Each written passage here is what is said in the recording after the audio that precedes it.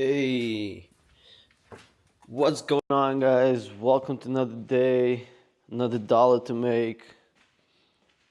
Um, it's a little bit mucky outside.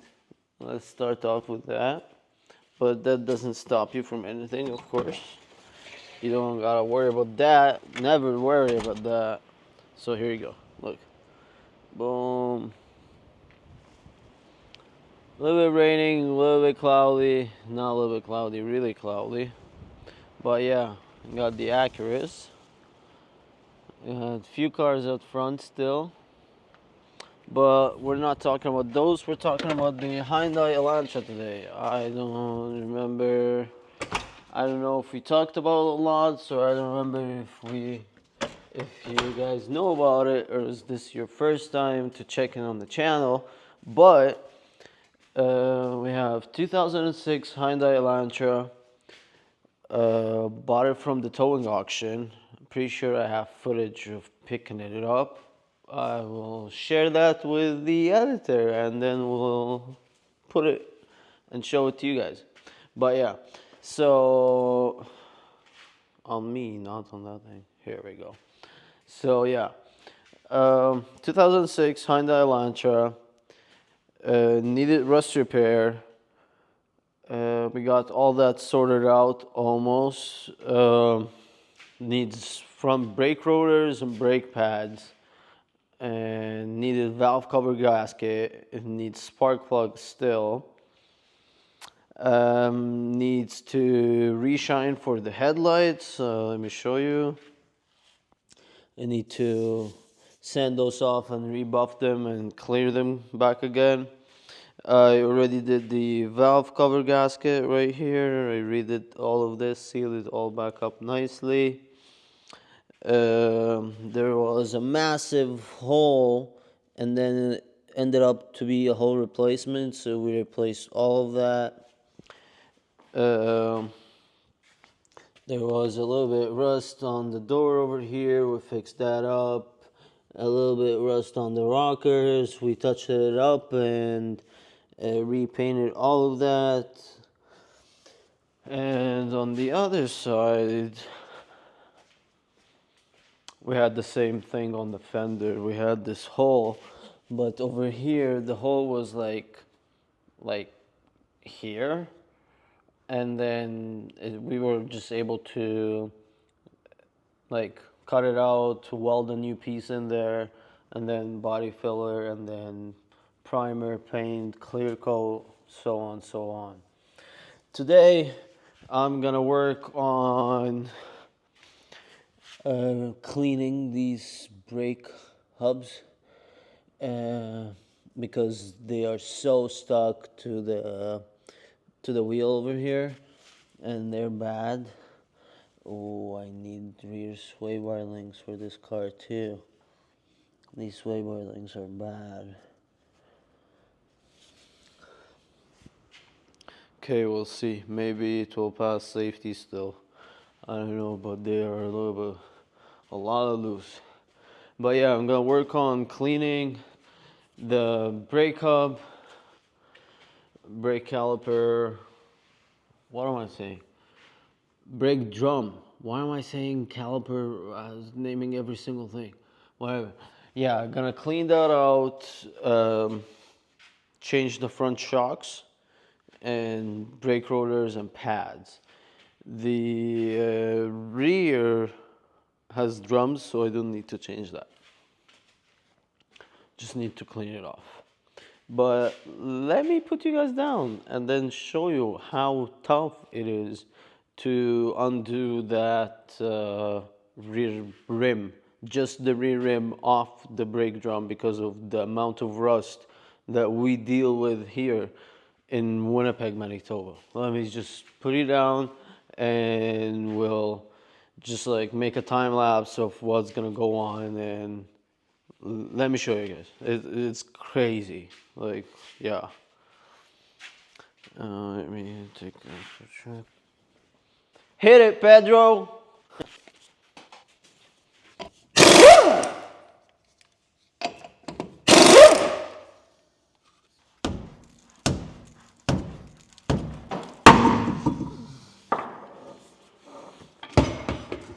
I needed a 12-pound hammer to be able to knock that out. That's crazy, right? Let me bring you up close. Boom. Put the camera on. Look at this. How rusty and corroded this is. Look over here. Look at all that. Crazy, eh? But that's what we deal with here.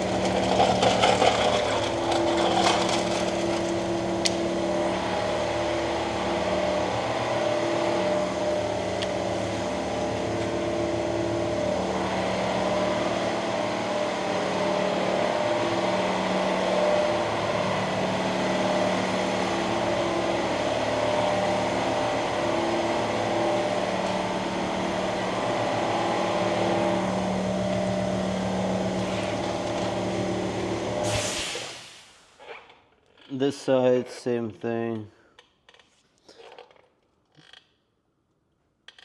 I'm gonna do this and then do the tire as well.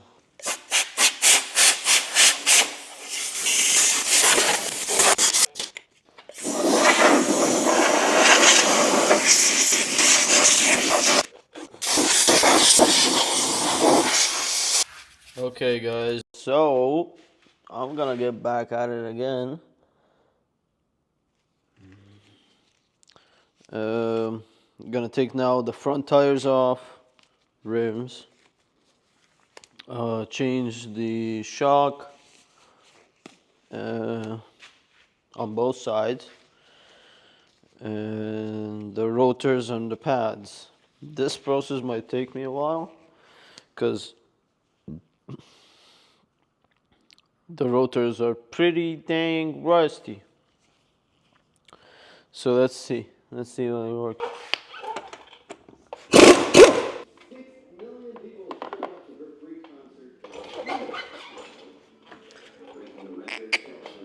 So let me bring you up. Boom. First of all, took uh, took caliper off, took old pads off. Look at all that rust and stuff here. Crazy, eh? Took the brake bracket off. Then I was able to hammer the old rotor off. Look how bad is this. Like, very bad. Now, after I did that, and of course, before all of this, I undid the lower bolts here. This is the easiest shock ever, to be honest. Like, if there's no rust country and I'm in a perfect place here, I would be able to take this, put in the new one in 10 minutes, I think, like 10, 12 minutes at the most. But you got a 10 millimeter bolt here, you got a 12 millimeter bolt here. You take these two brackets off, you got 17 mil bolt and a nut. Undo this, pop them out. Then you go up at the top here, you got three 14 millimeter nuts. You undo those, boom, your shock is out. So let's take the old shock out and then let's open the new shock and then get the rotors and the pads and reinstall everything.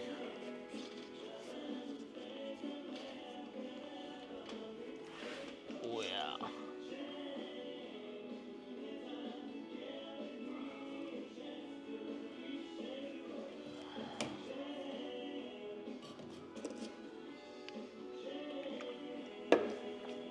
Unfortunately, one of the bolts that holds the shock in, the threads are very bad, so I'm gonna have to take look at that. I'm gonna have to take the other good one and go to the store tomorrow in the morning and get another bolt and another nut because the nut as well is busted. Busted pile. We don't need a hammer no more. We might need this. We don't need the 11. These over here. Clean our area. Look, guys, brand new parts, brand new with a wrapper. So I found out that the ball joints are bad, so I think we're gonna have to continue tomorrow. I don't know. Because as well, the bolt is bad for the shock. So like the most I can do is tighten the top mounts, put the brackets on,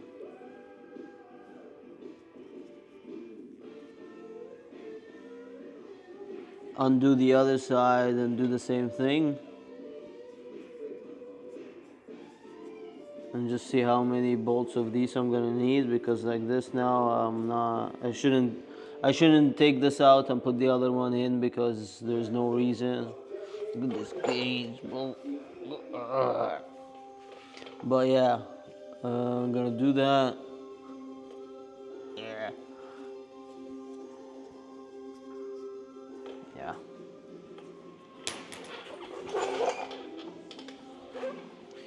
It is what it is, boy. Little hack for everyone. If you don't have like a brake press tool, you can just get yourself a nice C-clamp, big enough that you can fit on top of the caliper, and use your your oil pad, I mean, and put it against it and against the piston and just crank at it, and it works.